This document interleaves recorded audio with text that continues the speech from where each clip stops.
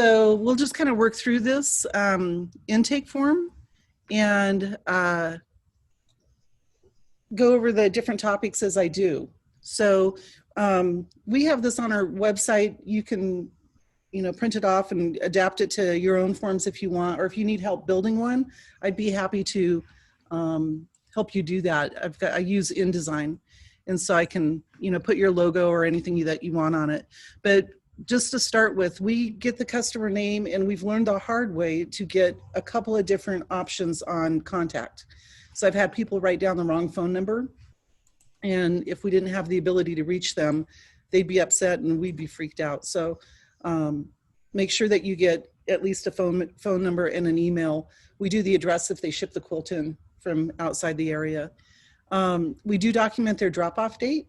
And then if they have any, a lot of times it's for somebody who's just been diagnosed with cancer or something. So if they have a due by date that they want us, or new baby, whatever, we do document that as well. And we track that in Trello, the program that I showed you in the Evernote series.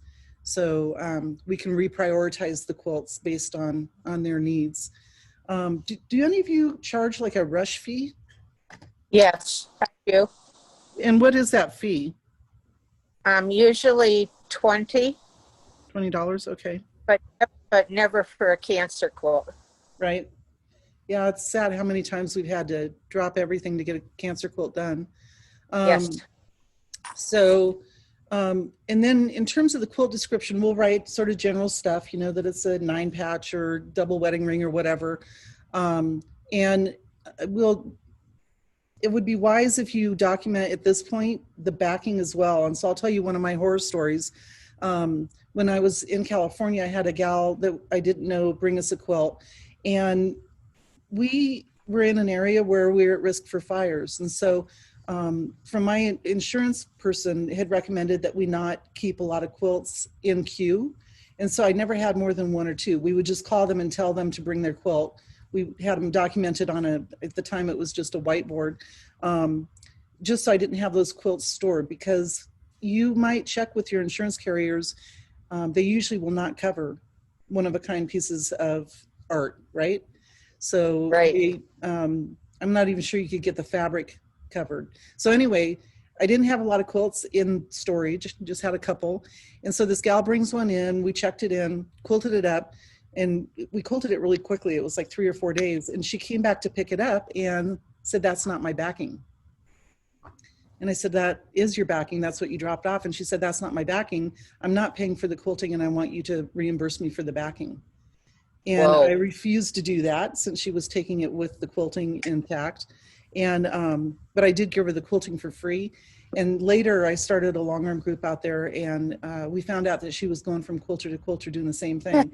So getting quilting for free and backings for free. Oh, wow. So, now with the digital camera, it'd be real easy to just shoot a quick picture of their quilt and their backing just for documentation purposes. You could delete it when they pick the quilt up, but not a bad idea to do that.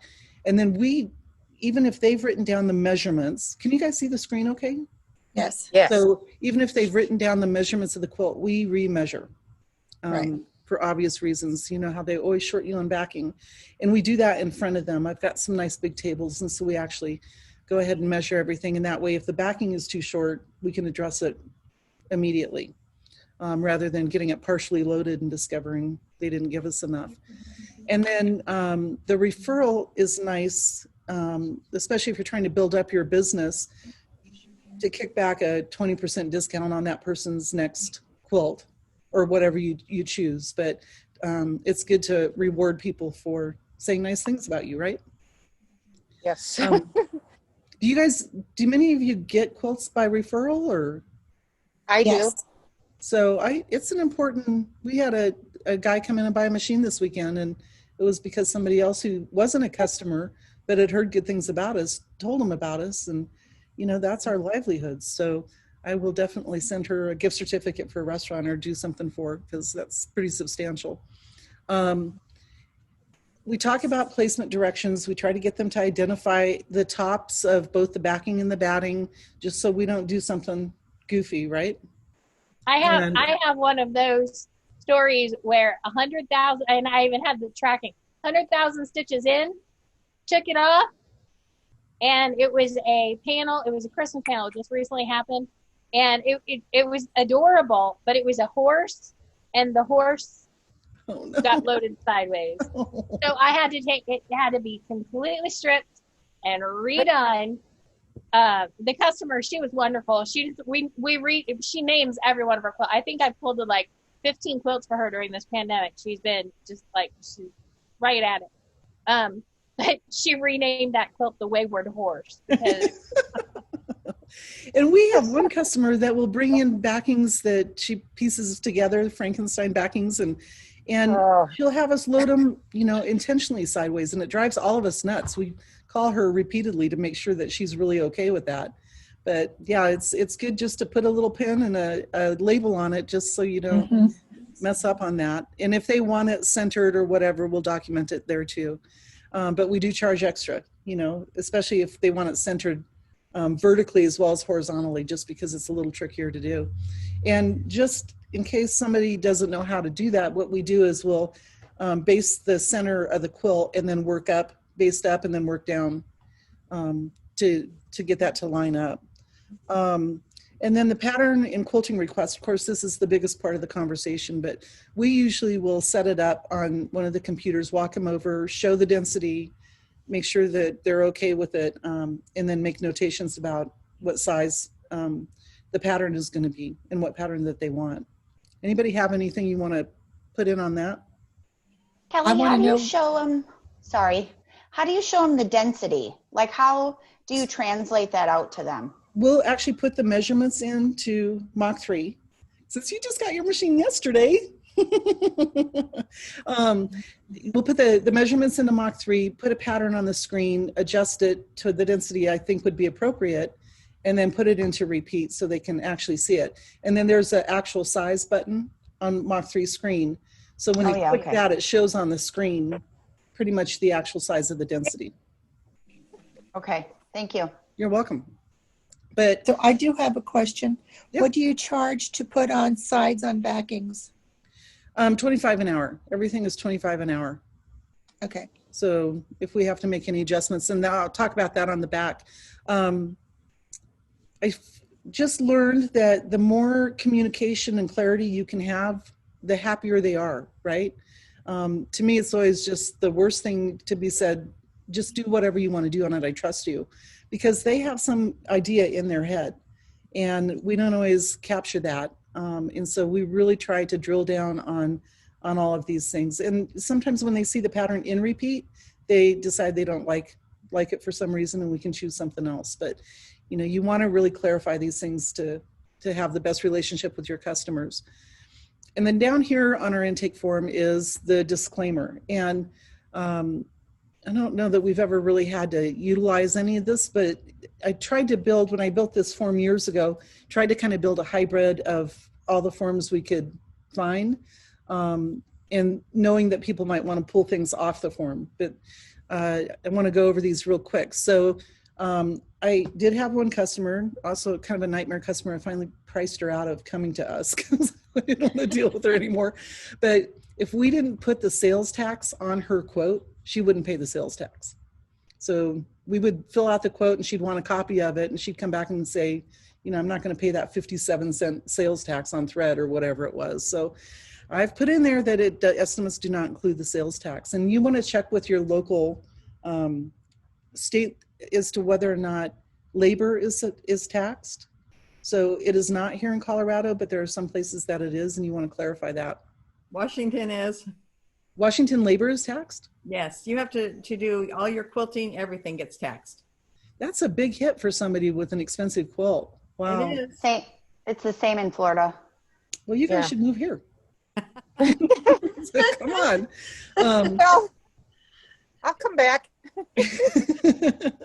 And then, we try to be real clear as to when we're going to get the quilts done and overestimate the time. Always better to, under promise and over deliver, right? So the space program, I think I mentioned it to you guys in one of the previous classes, but I had this brilliant idea in December to do a prepaid quilting program to bump up our numbers in December. And so it was like $495, people could get one quilt done a month with loose density edge to edge, if they prepaid. And what a bad idea that was. So I thought that they would, maybe do 3 or 4 and then forget about it and not bring us more. They walked in January with their 12 quilt tops ready to go. So it was not the thing I wanted. So I won't be doing that again, but we didn't have a deadline on that. On edge to edge, we generally try to turn them around in just a few days. But I always say, it could be 3 weeks or whatever. I think you really get yourself in trouble if you're not clear about when you'll be able to get to the quilt. Anybody have any other thoughts on that? I have a different question when you're taking those. Yeah, go ahead, Cheryl. I have a lady, and I run into this all the time. She's going to be bringing me Judy Niemeyer's all the time. So they're custom. And I did 2 for her, and she was absolutely thrilled. And now she said, well, I can't afford the price. Then don't make Judy Niemeyer quilts. Yeah, I don't apologize for your pricing. Those things can take hundreds of hours. Yeah. And the pattern sets, right? If you end up having to buy a pattern set, she's got so many different shapes in those quilts that you can end up having to buy 30 or 40 patterns. And so, well, I do a free motion, and it's and I'm still only a sure the machine. If you think about that, Cheryl, one of those Judy digital sets, they can be like $300. So you're quilting, yes, you're doing the designs, but they think that their value for a repeatable, resellable, computerized pattern is $300. So think of that every time you're doing something for any penny, questioning the price. Yeah. Yeah, people will try to bully you, and that's why the discussion up front, it's good to clarify, because I had a gal come in with a Judy Niemeyer from Wyoming, and she said she had somebody that would do it for 2 cents a square inch. And I said, gosh, good, take it to them. So they can really be time consuming. And boy, if you're going to have a tension issue, it's going to be on one of those dense designs. Then this next thing, fullness and puckers, right? If we have a quilt come in with the borders 10 inches wider than the quilt top, we photograph it and send them pictures and ask them if they want to come get the quilt to fix that, or if they want to have us fix it at $25 an hour. And let me pull over my website. So if you go to our website under services, quilting services, this comes up, and I've got these documents on how to prepare your quilt for longarm quilting, our intake form, and what costs can I have. And how to prepare your quilt has a lot of information about how to apply borders properly, right? It's always best to cut them parallel to the selvage and mark your quarter points and pin that and make the borders fit the quilt, or the quilt fit the borders. So I love it when I see somebody walk in with a quilt on a hanger, like I say at the end of that document, a padded hanger, and it's all nice and folded, and because I know that they've read through it and we're not going to have any issues. But if you do have issues, photograph it, send it to them. Yeah. That way you've documented what the issues are before you start quilting on it, and you have that communication. So while I'm here, this is the document on preparing your quilt for longarm quilting. And then the document on pricing is also on the website. So we'll talk about that in just a minute, but it's a really clear way to explain what they can expect in terms of the pricing. So mechanical disclaimer, have any of you ever had any issues? Not yet. Good. So I had a safety pin that was on the back of the quilt top that we didn't see, broke a needle, which then tore the quilt. And so this isn't a bad thing to have in place. And we've had another issue where the seams weren't attached and the foot grabbed the seam and then stitched the quilt top inside the foot a bunch of times. And so not only did it tear the quilt, but it tore the backing as well. So we had to kind of cut things to resolve that. And we didn't see that seam was loose. And so, again, if you see loose seams and stuff, photograph it and send it to the customer, text it to the customer so you have that documentation. And Has anybody ever had somebody come in that just did not like the quilting that you put on the quilt? Lucky No. you guys. Not yet. So I had one customer. I actually had a show quilt that, which it was going to a big show, and she didn't like the quilting but she had said, do whatever you want. And so is what it is. You told me to do what I want. That's a tough one. But you still feel bad. So I did end up giving her a return discount, not a discount on the work I had done, but a return discount. And I think some of that comes down to actually knowing the people well enough to know, will a squiggly line bother them more than like it was this squiggly, I did kind of like this beachy wave thing, and she just wasn't digging she wanted them straight. She didn't want to see any sort of wave. Well, how would I know? Oh, gosh. So, yeah. Yeah, that's why you got to get that all wrapped up before in the intake process. During COVID, when things were locked down, it was especially hard because people were dropping quilts off. But, again, I would put them on FaceTime and show them the quilting that I was thinking would work for their quilt, and just tried to communicate using different techniques. So this is always kind of a hot spot. Here, if the quilt's displayed in a show or publication, you want credit for the quilting, right? And people are usually pretty good about that. Same thing if it's in competition. If you think that something different than the fact that your quilting was paid for when they took it, if you're expecting part of that prize, that's a discussion you need to have up front. So generally, I think it's acceptable that the person that made the quilt top keeps the prize, but there have been some major battles over that. Have any of you guys had any experience with that? Nope. So it's nice when they do agree to give you. One of the worst ones was I was curating Hoffman Challenge, and a quilt came in that had been quilted by a separate quilter, and it won a prize for the machine quilting. And so the two of them got into this huge battle, and I was in the middle of it, and it just was painful. Do any of you take deposits? No, I don't take a deposit because I have their quilt. Right. But I did have someone give me their blue ribbon because of my quilting. The judge said it made the quilt and that her pattern was really pretty lazy. So I did get a ribbon. Nice. That was very generous of her. She didn't have to do that. I'm actually trying to figure out the deposit thing right now, simply because right at the moment I have a customer who dropped off.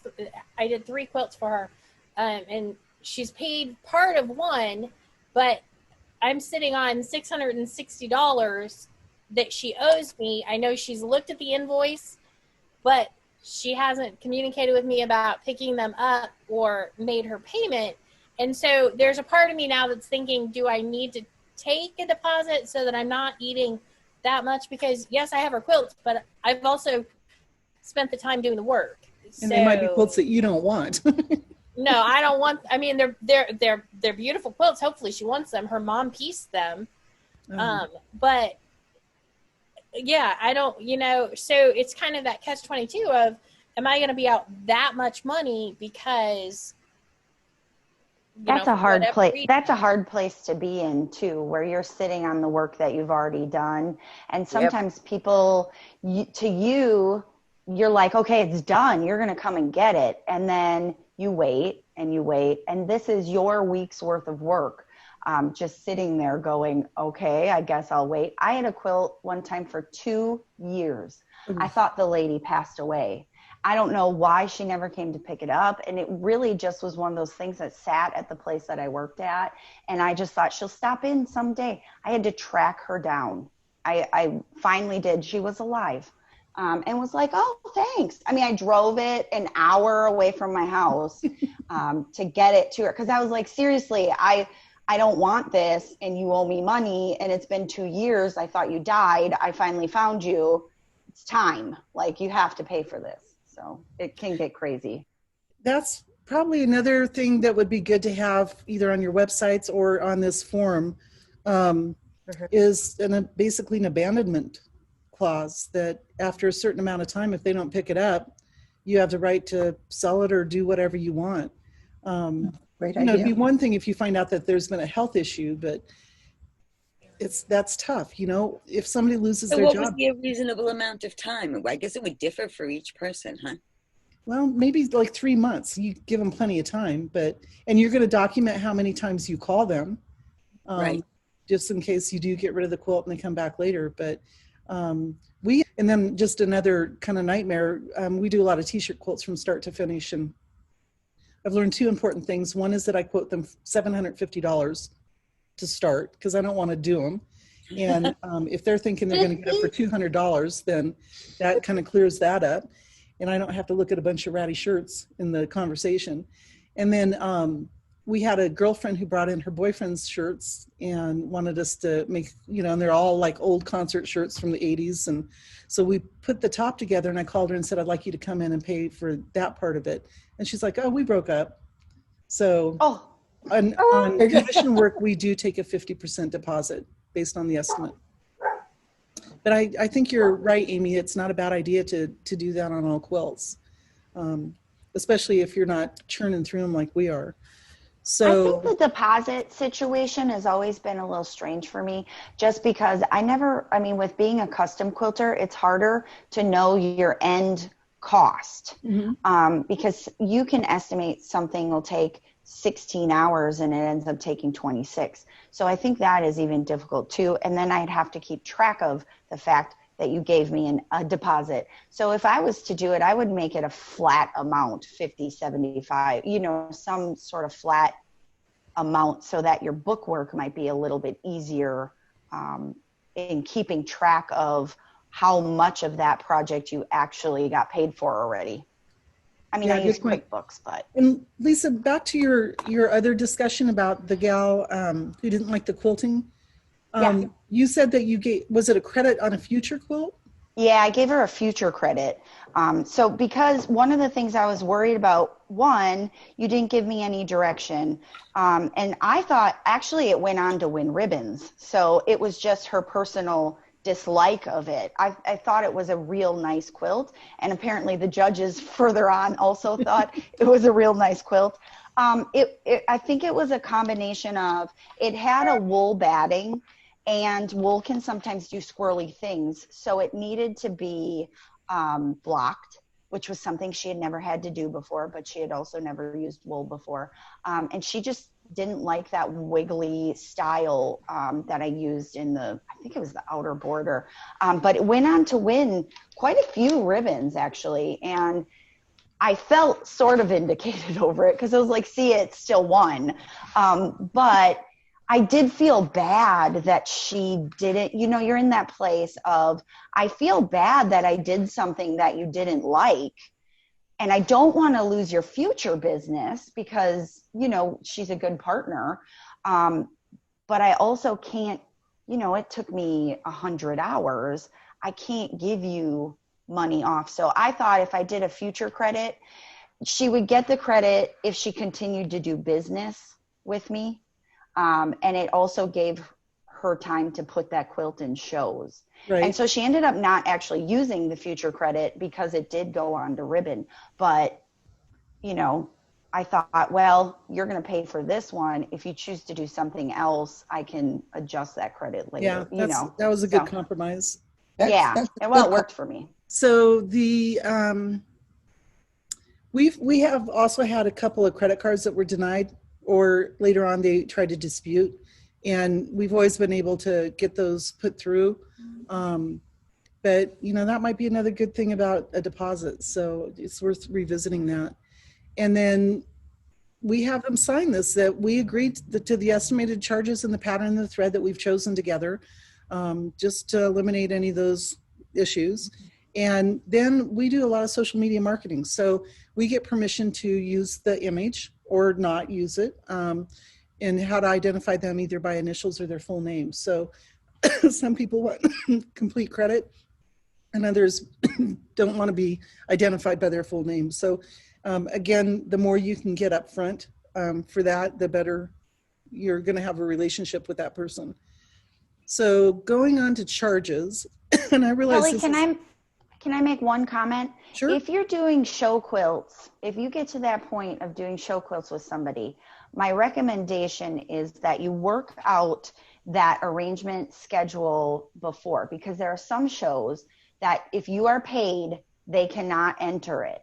So if you're working in a partnership, then that needs to be worked out beforehand, so that 50-50 split, or if any ribbons, or if it wins a long arming ribbon, I'm getting that portion. If it wins a piecing ribbon, you're getting that portion. Definitely work that out up front, because shows can be super tricky. Once somebody pays for it, technically they own it. As a long armor as me, I can't enter your quilt for you. I will never, except for MQX, which unfortunately is now gone. They're really the only place where a quilter can enter a quilt versus the piecer. So the shows are really organized towards the piecer. I would be surprised if the long armor in your situation won that cash. Yeah, no, that goes back to really clear communication up front. It'll be interesting to see what happens to shows. You know, the virtual shows just don't kind of have the same feel. So I think it's going to be a while before we're going back. Although I think there was a show this last weekend in the East Coast someplace, which I was shocked. So that remains to be seen. So back to the pricing. This is what we charge. And we really don't get much pushback. As a matter of fact, my employees try to push me out of the way when they're working up an invoice with the customer, because they can get way more money out of them than I can. I always feel guilty, like I need to give them a discount and all this stuff. And I've got one gal who's like, you just need to go across the room, get out of here. And she probably brings in $50 or $75 more than I would have. Oh, I need her to come help me, because I'm like you. I'm like, oh, that's all right. We won't charge for that. No, but I noticed your form changed, because I just printed it last week, and it was your minimum charge went from 45 to 50. I changed that today. Okay. Well, I had it open. So based on you guys' advice, I think in one of the other classes, but these are our prices for loose quilting. It's 2.5 cents a square inch. And then back to that document that I was showing you earlier, I did this after a gal challenged me to describe exactly what the densities mean, right? So a loose density is there can be up to 4 inches of area unquilted on the quilt. And so that's, you know, not very dense. It gives you a little bit of leeway, especially if you start a pattern, because it's densely designed and you can't blow it up bigger. You know, if you find out it takes an hour and a half per row, you want to be able to make that adjustment. And so you might take a look at this. And I really clarify on here, here's all the other things that are not included in the quilting. You know, if we have to piece your backing or add extension leaders or whatever. We have, so another horror story, I didn't realize how many I have. We had a guy come in to the shop. He had this quilt with 3 layers of warm and natural batting that his wife had cut all 5 layers the same size because she was going to machine quilt it on her domestic, and it was a queen size quilt. And, you know, this thing probably weighed 60 pounds. It was so thick with the batting. And he brought it in, we were talking to him, what kind of patterns does she want? He's on the phone with her. And finally he said, do you want to just come in here and I'll come out and watch the kids? She was in the parking lot. And I said, I'll go out and talk to her there. And he said, she really doesn't like to meet new people. And that should have been a major warning. That's when we should have just said, you know, this isn't going to work. So we put extensions on the backing, quilted it, had to babysit the entire time because it was so deep, that batting was so deep.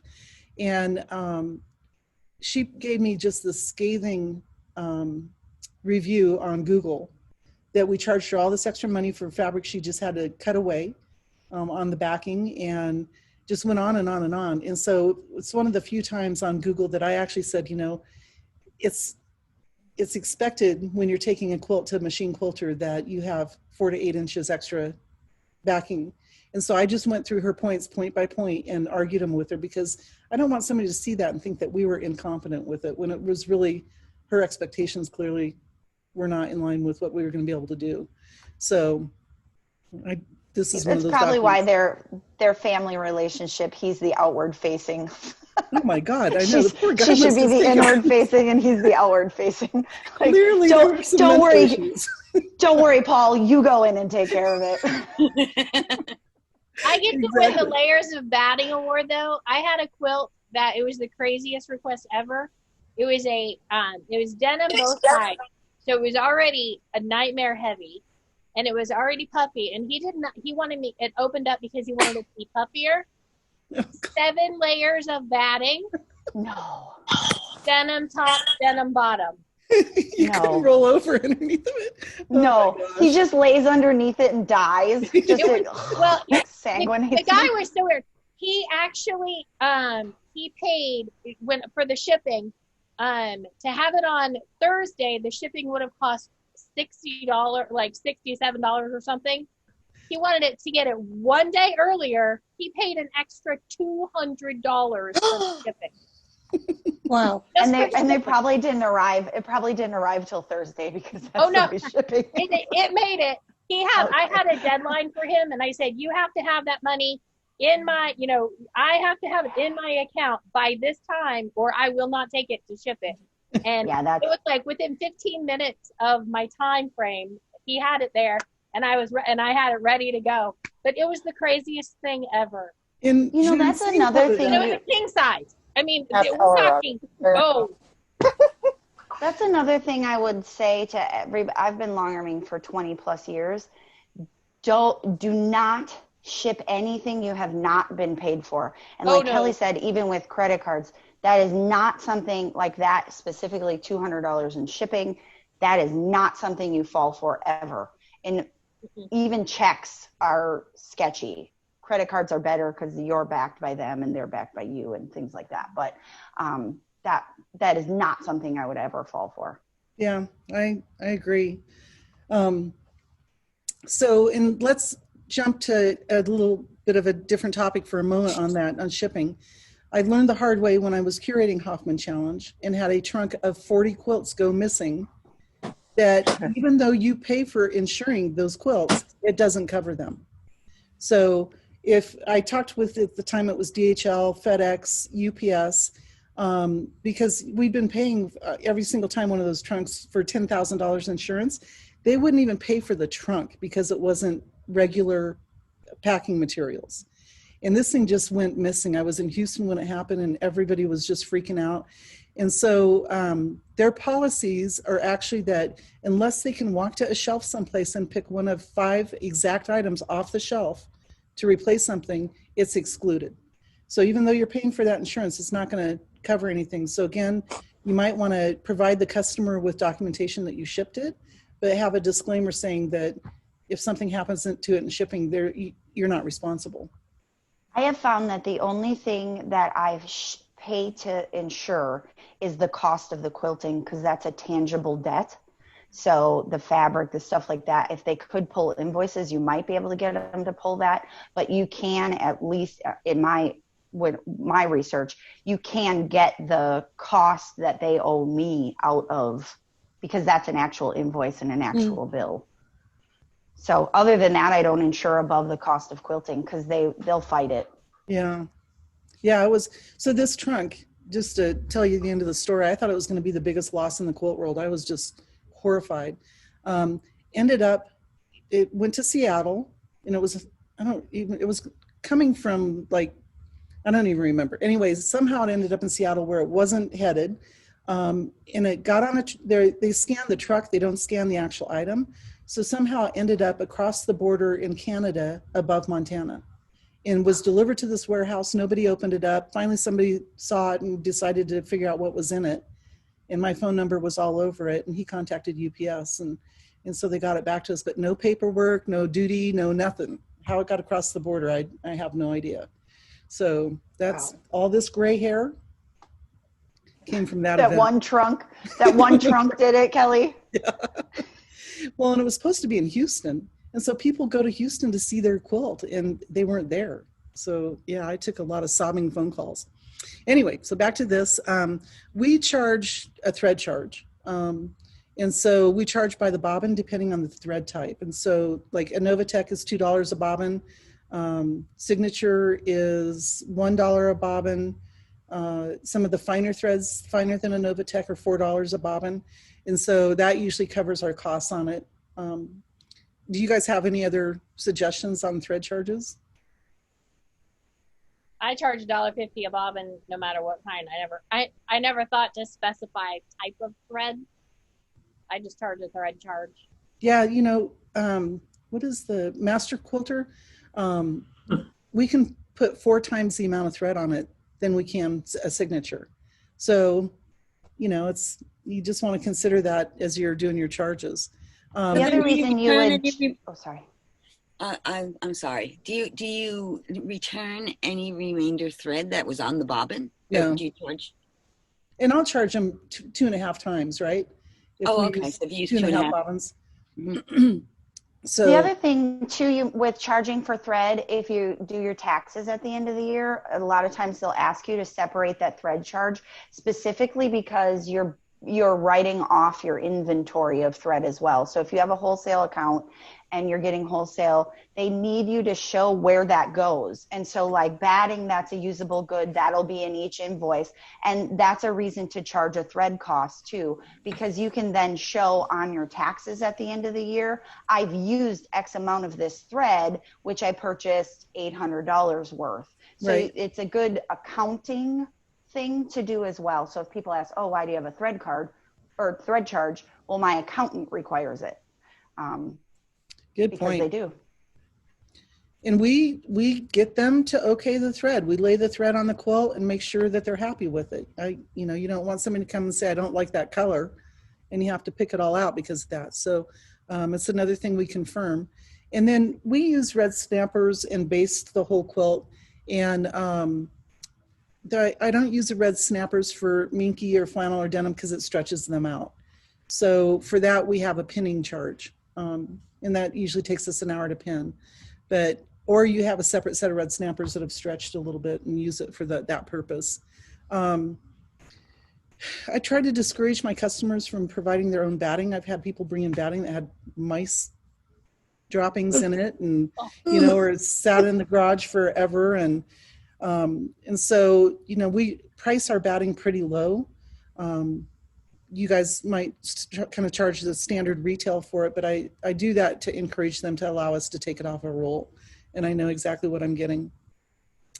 On the batting, if we have to cut a piece for it and there's a usable piece left, then we charge them by the square inch for the batting, and I keep the scrap.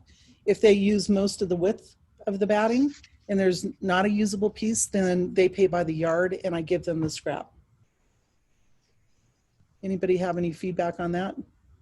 What do you consider a usable piece? Oh, like 40 by 60, you know, something that for a wall hanging, but if it's 20 inches wide, what are you going to use it for? We end up giving a lot of that away. So yeah, we just go ahead and give them the scrap and they can determine what they want to do with it. I just charge the number of inches. So if their quilt's, you know, 66 by 80, and I can get their 80 inches out of 66, and I'll charge them I charge by the inch 66 inches, and then I just cut off. And I have never had anyone ask about the extra batting or anything. I just don't even think about it. I never thought about giving it to them. I figure they bought it if they pay yardage. So, yeah. And most of the time you don't want it either. I mean, if you end up keeping all those I'm hemorrhaging batting. So I prefer if they take it and pay for it, so I don't have to have it. Well, I will sometimes fuse them together and use them on charity quilts because I do quilts for kids quilts. So I'll fuse pieces together to do a charity quilt. But Better girl than me. Better girl than me.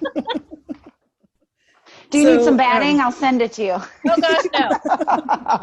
We end up just putting it in our entryway with a free sign on it, and it's amazing what people will take. So when it starts building up beyond what we have storage for, we provide backing. Not all of you might, but we do have wide backs and stuff, and so we track the information on here to make sure that we invoice it. Usually we put an invoice in the system the minute they purchase the backing for the quilting, and we just build on top of that. And then we also provide binding services. And I have a machine that I put in place during COVID with all the masks called a Juki 150, QVP 150. It is my new favorite thing. So it's a kind of an industrial machine. The foot pedal does all these cool things, and it's crazy fast, and it handles layers. And I can bind a queen size quilt front and back perfectly in an hour. And so it's kind of become my biggest profit center. So, you know, if I'm charging $80, $100 for the binding and I can do it in an hour, that's great. It might be worth considering one of those machines. But you don't have to use a walking foot. You don't have to pin anything. It just feeds perfectly. So just a little hint if you wanted an add-on. Kelly, what machine was it? QVP what? A Juki QVP 150. And it's comes in a big table. It's a heavy duty commercial machine. We were doing masks on it. We've done over 5,000 masks, and I've gotten so used to the speed and how perfectly even it feeds that now it annoys me to get on anything that feels slower. So it's definitely my new favorite machine, and they're only like $3,500 to $4,000. So you could probably pay it back pretty quick. And honestly, it's just the best machine I've ever owned. Straight stitch only. But I remember being at a retreat one time, and a lady was the fastest sewer I've ever seen in my life. And she worked on an industrial sewing machine as her job. And that woman could stitch a seam. I was like, you blink, it's done. It was amazing.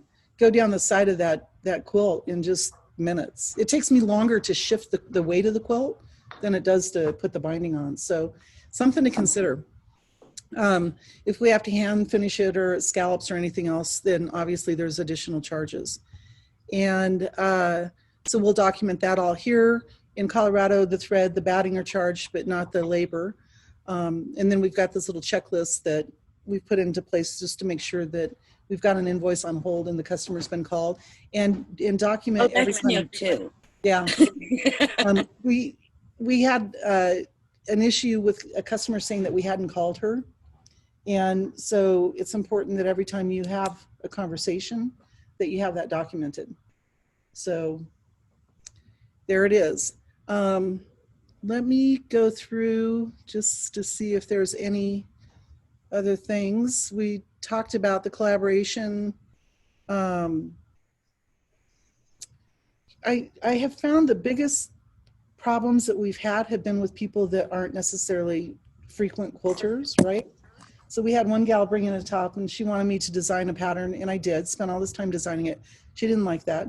So she told me she wanted all these sort of arbitrary horizontal lines that went down the whole quilt, but in 4 different colors. So we ended up having to quilt the quilt 4 times with 4 different threads. And so it ended up being a very densely quilted quilt. And she was really upset with pricing. And it was clearly, she's never had a quilt quilted before. She didn't know what to anticipate. So I would always warn you that if it's somebody who's brand new to quilting, the more communication you have up front, the better. Does anybody have any other questions about quilt storage or any suggestions about quilt storage? How do you guys store the quilts that come in? I try not to have more than 2 or 3 on hand. Just, right now I have 2 customers on hand, and I have 2 that I'm returning. So that's. I have everything in plastic bags, and then I have a sticky note I pinned to their quilt with their name on it, and I put the intake form in the bag. We've got one customer that uses, I think she gets them from Val, Virginia Longarm, the dry cleaning garment bags. And so she's got a closet full of those. We actually use plastic bins here. So everything is in the bin. And so I have a book that I number, so I know how many quilts I've done in my career, and I put their name and the date and information. But I store a lot of quilts. I have 68 quilts here. See, I think your insurance company would have. I pay a lot of insurance. I mean, I pay so that if my house burns down, I have to cover $500. It's just $500 for each quilt, and I think my insurance is like $2,800 a year. Like it's a lot. And so moving forward, that was just a new thing with Florida. With moving forward, I try to get them to keep them until I'm at their date. But the problem is a lot of my clients are from away, and so they send them and then they're here, and I'm like, thanks. Yeah, that was always an issue when I was doing the Hoffman Challenge. I had a house that was my studio space, but we would have 1,000 entries come in a short period of time. And the insurance agent was just like, no, no, no, no, no, no. Because trying to get appraisals and everything on something like that would be pretty horrible. Well, and when your number increases of quilts, you do have to be organized. You have to know whose quilt came in. Sometimes people send things, they don't have names in the boxes. It amazes me what people, and I'm like, wait, one lady sent a box of quilts just last week to an address I haven't lived at in 2.5 years. Oh, no. Thank God the lady called. She found me on Facebook and was like, I think you're my neighbor. I'm like, not actually, but thanks a lot. I'll come and get them. It was real nice that she even bothered, but you have to really stay organized on whose back goes with whose top. And, you can't let that pile build up too long or you'll be like, who gave me this quilt? When did it come in? That would be awful. I went to Target. I use these Target bags are the best. Each bag has a number. So when they come in, they can, they go in their number and then I put the number on the board and they stick their form in there. But then I really like it because when I'm working, if I cut something off or I have something extra or if I have their binding fabric waiting, I just keep popping everything back into the bag. So then I've got everything together, or, if I'm binding it, I pop the scraps into the bag so that I can make sure I send things back to the customer. And then when they come to pick up, do you give them that Target bag also? No, these I actually have. When they pick up the first time, I actually make bags. I have one sitting right here. I make a canvas bag that has my label on it. I make them. So they get that bag. I buy the bag blanks at Hobby Lobby. They're really cheap. And then I make the blank with I actually just print it on a printable vinyl and iron it on it. And they make really nice canvas. They have pockets and make really nice bags. So that goes with them the first time. And then if they bring it back, then they'll keep getting it back. If they don't bring it back, then they just get their quilt. I take their quilt out of their bag if they pick it up, or I mail it to them, whatever. Can we just discuss the fact that you're using your batting, taping it together, and making charity quilts, and now you're making bags for your clients? You're making the rest of us look bad. So I think that I need to up my, everything. So good job. Way to adult. I like it. The bags actually are very quick to make, and Hobby Lobby they're beautiful blanks. And they, yes, do I spend $4 on a bag? But it's a heavyweight canvas bag, big bag with big pockets. They're nice bags. And That's a great idea. It doesn't take me any time to print them out and to make bags. So I'll just make several of them. I just don't have any right at the moment. But yeah. I'm going to do a class before the holidays on gifts on the Longarm, and actually a bag for quilts is on that list. So, Oh, good. There you go. Okay. and you could actually, Amy, quilt your name on those bags with your machine. I was just say I would like to do that, but there we go. That's where I need a little extra lessons, a little more help, because I would love to do something like that. Okay, we'll cover that. All right. Yeah, and put the Kelly, customer on it. Go ahead. I Who was say that? put the name on it, on the bag too, then you don't have to mark it. Yeah, they could just leave it in the bag when they bring it in. What did you want to say, Deb? I had a question about, right now I'm only doing edge to edge for people. I can't be bothered with custom quilting because it just takes too much time. Right. So I'm just doing edge to edge, and it seems to be my best, profit maker. But it's pricing so I've been tracking the stitches per inch for my patterns and trying to calculate how to charge what would be loose, what would be moderate, and what would be dense based on the stitches per inch, in the area. That's a great question. So in embroidery, that's how we charge, is by the stitches. Okay, And because it's I could do one of those nice open patterns and it's 18 stitches per inch, but if they want that smaller and it ends up being 27 stitches per inch because I've condensed the pattern for them, it might be a higher price point. I think that would be an ideal way to charge. Okay. And so, unfortunately we just haven't done it, but your machine has a stitch count on it that you can reset. And Yes, so that's what I do. I thought about doing that, but I can't figure in my brain how to actually calculate. Like, I haven't done enough research to calculate what that number is. Like, if it's Oh, I just divide 1,700 the stitches. total area with the total number of stitches, and it gives you a stitches per inch. well, I think The you area. actually should just charge by the stitch, right? It doesn't Well, matter no, then how because big if you do something that's 11 stitches an inch, and then you do a pattern that's 10 stitches or 12 stitches, it's going to be a different. But I thought the price. stitches per inch kind of gave you An idea. a better idea, you know, for overall. You know, we'll You figure start monitoring You that. figure that out. I want that number. Yeah, I we'll start monitoring it. I have some on an Excel spreadsheet. I'll send it to you.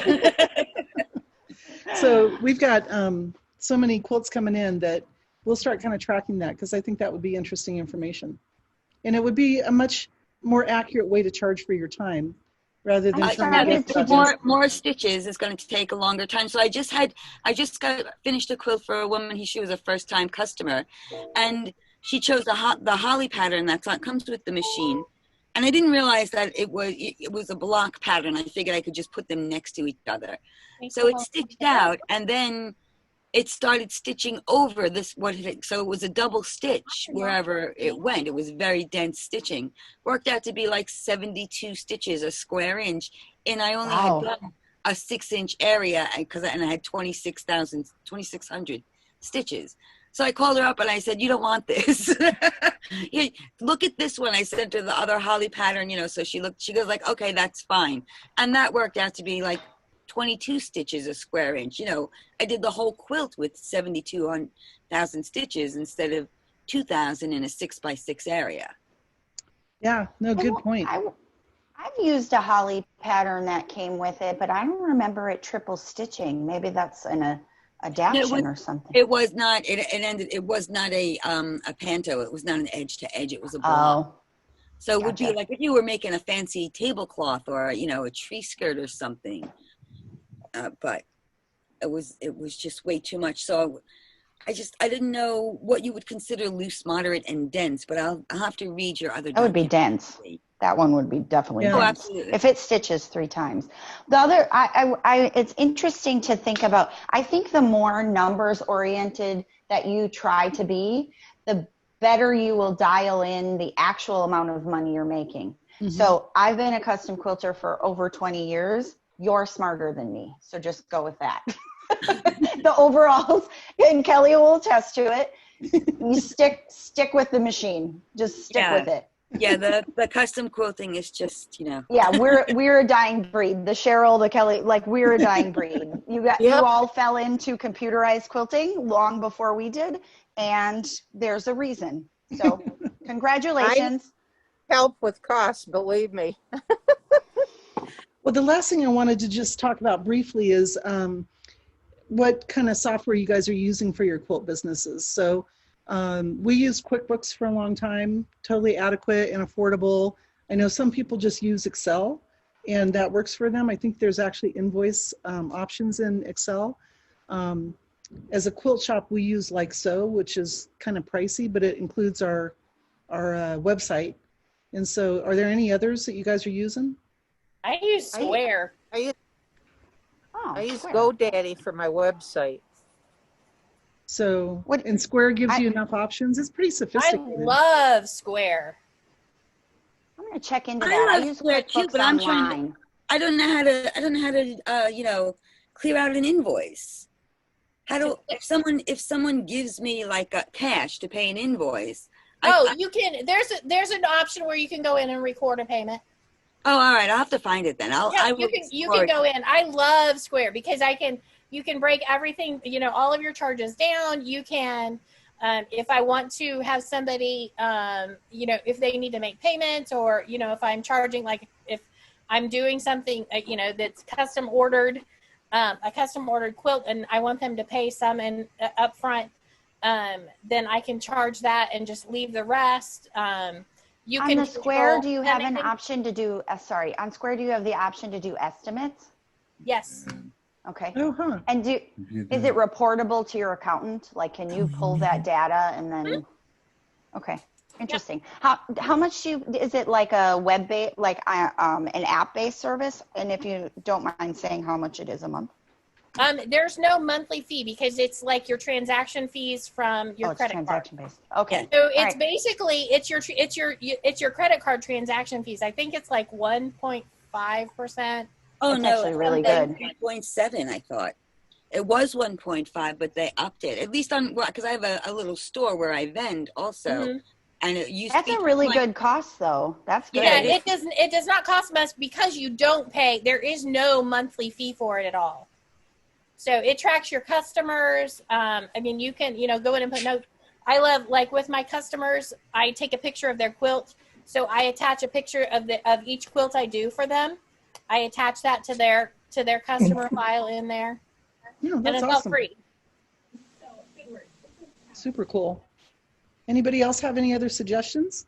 Very nice. I use Machine Quilters Business Manager. Who said that? Like that. Is that Rose? I thought Yeah, that's Already. Rose. Is that still supported? I know that's been around for a long time. I wasn't sure if. As far as I know, I'm actually very new to this, and so I just bought it about 7 months ago. And it feels a lot like QuickBooks, but it's all put together for you. If you don't have an accounting background, that's kind of nice. So, Yeah, it tracks all your customers and invoices, and it creates a work log, and you can put quilt images in it. And So, Rose, so is that software a one-time fee or is it a monthly subscription? it's a one-time fee. It was like $250. hey, Deb, if you want one, I've got one in a box that's never been used. So they used to come with the machines, and not everybody wanted them. So I've got. I You think I've can got. come with the copies. Innova machines? Huh? Yeah, sure, I'll try it. This is what I'm using. I have my Dell, my dome. I bet your accountant loves that. You just walk in with a bunch of papers and a binder. That's the first year I did mine. Absolutely. Wait, here's my Excels. Print out, have fun. That's what I pay you He's for, like, man. I love her. She walks in with papers. I get to charge by the hour. Yep. Yeah, good. Well, do you guys I have any other use questions QuickBooks. on this I stuff use or QuickBooks anything else? Online. Kelly, I use QuickBooks Online, but the problem with that is, and I've been using it for many, many years, but the cost keeps going up because they've realized their digital platform, so it starts at 10, goes to 15. I think now it's at $25 a month, which I don't utilize QuickBooks like I am a business. I use it, I do for invoicing, and it keeps track of things, and I can do my profit and loss really easily on it. It'll track your mileage in there. So if you keep it on, so that it stalks you while you're driving, you can mark business mileage. So that's actually a really nice feature, because then, to write that off at the end of the year, that's already all in your accounting software. But it's gotten pretty pricey. It's probably overkill for most home-based businesses. Yeah. So. Okay, so this Dome company, they make the book, right? And you could track all your monthly, but they also do have an online one, and I think it's maybe $50 a year. So I haven't looked at the electronic version yet because I didn't have enough business to. I wanted to do the paper so I would have a better understanding of what I was actually doing. So I'm like ready to go to an electronic one, but I believe it is not as expensive as the QuickBooks. I don't think it's a monthly subscription, which I can't stand those little monthly charges. Yeah, they rack up. They do. And there may be even some free options out there for basic invoicing, but I like the idea of Square because it isn't very expensive, and so. No, the Square is very nice. Does anybody else have anything else? Because I'm through my outline. Kelly, what do you use to track your time when you're charging hourly? What do you Bad use? memory. Because I have the Toggle app, which I really like, and it enables me to track, but I didn't know if there was something that you were using. I just have it on my phone, and you just hit it when you label it, Vaughn Quilt, and then you hit it when you start working, you hit it when you stop, you hit it when you start, So if you're starting and stopping and going between different things, it's really quick and easy to use. But I didn't know if there was something else. No, that's a great I only- idea. And Taco is part of Trello. Toggle. Say again? Toggl. Toggle. Toggle.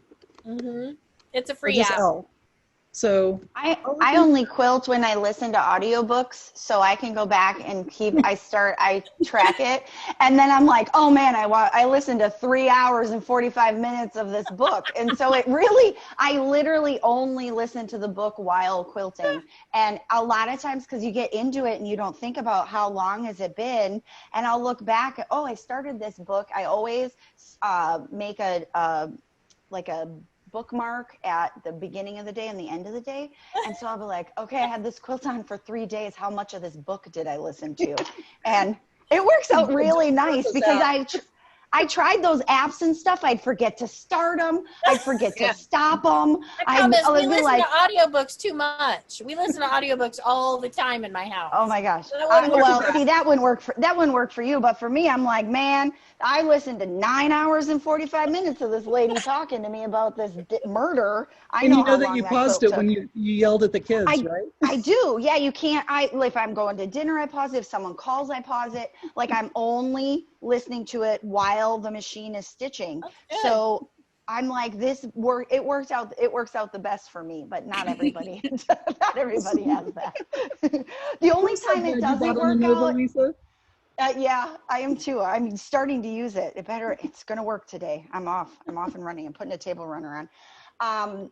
The only time that it isn't good is if I'm quilting during talking to someone. Then, like, sometimes I'll be on the phone with my sister or my mom or whatever, and I'm like, darn it, that's an hour of work someone got for free because I didn't keep track of how much I talked. Well, go into your recent phone calls and look and see. I never thought about that. I never thought about that. How much did I talk today while quilting as well? Yeah, there you go. Because you can see how long those phone calls last. They've probably been getting a deal this whole time. Well, with that, I think I'll wrap up. So anybody have any last minute things or stuff that you've thought about that you might want us to present? I saw somebody put a note about presenting about maintenance. Yeah, I would love to see that. Okay. Like your daily versus because now I'm coming up on having mine for a year. So what are some things maybe I should do that are like a yearly maintenance kind of thing that I should do, And what was the recent Innova newsletters? They did have something, because I printed it, there was a maintenance thing. Yeah. So it's better from Kelly. I agree. It's better. Yeah. I want to hear what Kelly does. I'll do something up. I actually just recently sent an email to Michael about that. So we'll cover that in one of the upcoming classes as well. Because I know they say you should grease some of those points behind the faceplate. You have the lightning stitch faceplate. And I'm not quite sure which ones get grease and which ones get oil and what kind of grease. We will do That's that. good. Daily, weekly, monthly, yearly. It's almost nothing compared to some machines. You guys are so lucky to make this choice. Amen to that. Believe me. Believe me. Cool.